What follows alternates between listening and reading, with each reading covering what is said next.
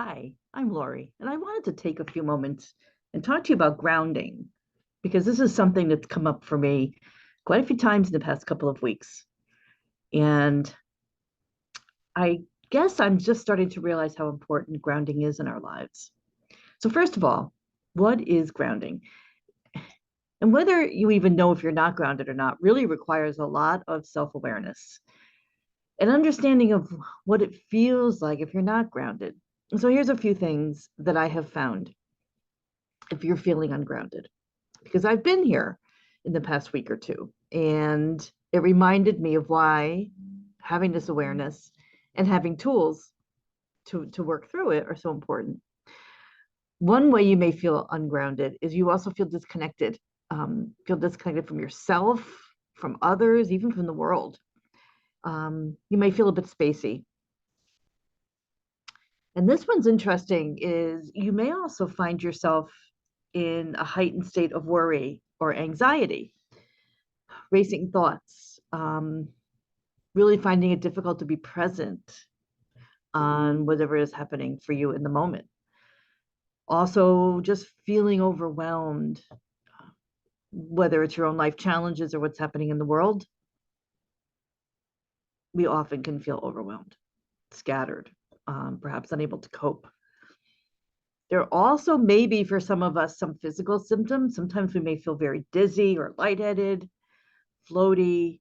You may also feel tension in your body, but these physical symptoms are also signs potentially of being ungrounded. Although, of course, as always, you should see a doctor if you're not sure. Oh, acting impulsively without necessarily considering the consequences of your actions, also making hasty decisions, not feeling stable enough to respond and perhaps reacting, and that inability to react. And I can share personally for me, this became very obvious to me where I had a night or two of not being able to sleep. And in talking with a friend, a realization that I was very ungrounded in that moment, which led me to think more about grounded practices and why it is important. Sometimes we can respond rather than react. Our emotions might be a little out of sorts. We may also forget to do things like eat regularly, drinking enough water. These are things that kind of we're out of touch with that rhythm of our day. Feeling disorganized, not being able to find things, um, and also just not being present to the moment that you're in.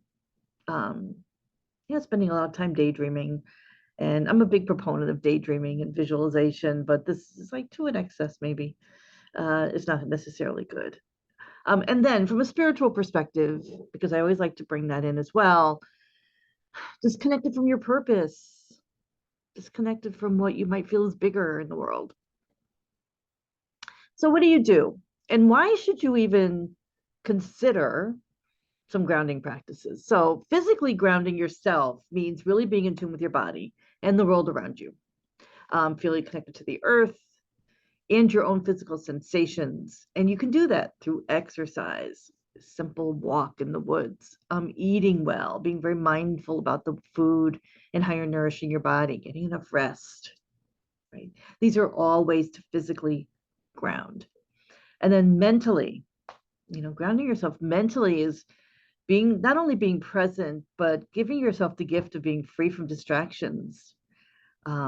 Mindfulness practices, meditation, are all ways to help you stay in the present moment. Oh, and then emotional grounding. Many of us are not necessarily emotionally intelligent, right? We don't have a good understanding of our emotions.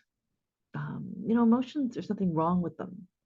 But for many reasons, we've been taught to not express emotions or not even feel them in some cases. So, really having that self awareness and doing that inner work of your emotional self care, you're emotionally expressing yourself and managing your stress in healthy ways. And I'm going to share a few tips in a bit. And then spiritual grounding is all about your place in the universe of the world, whatever that might mean for you spiritually. Regrounding, remembering why you're here, what your belonging, what your sense of belonging is. And of course, mindfulness, journaling, meditation, connecting with nature. There are always, from a spiritual perspective, you can connect with yourself and your place in this world. And then energy grounding. And this is a lot of the work that I do is energetic, maintaining that balanced energy flow within your body, keeping your energy centers in harmony, right? Understanding where you might have a block or overactive, and really being, again, aware of that and finding different tools and ways to manage that, whether it's movement or sound or meditation or creativity or activity. There's so many different ways to do it. So being grounded is not like once you're grounded, you're grounded. It's a very dynamic state that we're always aware, should always be aware of, and always checking in with ourselves on. And I can share that what happened to me, I think it was last week, was I had kind of lost my connection to myself for a period of time, and things just kind of got all kerflooey. So it was a good reminder for me, which is why I thought it would be good to share. There's a lot of benefits, obviously, to being grounded, physically.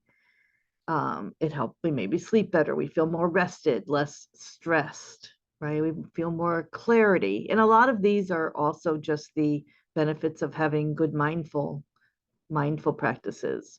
Emotionally, it's helping us become aware of our emotions and then being able to be with them, right? Because emotions do pass, and being with those difficult emotions and feeling them and knowing that we should be feeling those emotions and that it's okay, but working with them and really embracing who we are as the very complex beings that we are.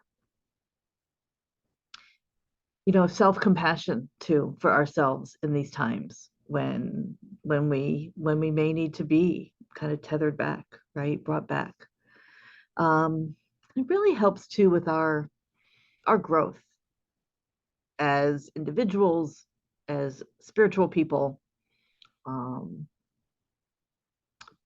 that self-awareness in working through the self-awareness and sometimes not necessarily being happy with what we might learn about ourselves, but also being compassionate that we can work through it and that we can get through it, understand the process, and then get out on the other side. So I want to just share um, a few quick techniques, and these are things, again, my go-to. First and foremost is I just reconnect with my breath, which is my connection to the present moment. Whether it's just taking a few deep breaths or doing box breathing, there's lots of different techniques for using the breath to bring yourself back. And also regrounding with different senses, right? Looking at 3 things that I can see, 5 things I can touch, 2 things I can hear, really bring yourself back into your body. And of course, meditation and mindfulness, even for a few moments. Um, Scanning your body from the head to the toe, really getting a sense of where you might be holding stress in your body and where you're feeling this in your body, and breathing into it, breathing light into that area of your body. Um, Being out in nature. Now, I'm in Connecticut. The weather isn't always conducive to this. If you can be out I'm in the middle of winter. So being out in nature is a wonderful way to get grounded, and really being very mindful and aware of everything going on around you, the sights, the sounds, the smells. There are physical exercises, yoga, tai chi, stretching, anything that brings you into your body too, as well. visualization. And I do have a visualization meditation here on my channel, which you can listen to as well, just to visualize yourself grounding. And then I go to journaling and creativity as well. Those are, to get it all out, right? Work that energy through. Affirmations are another wonderful way to say, I am in control. I am grounded.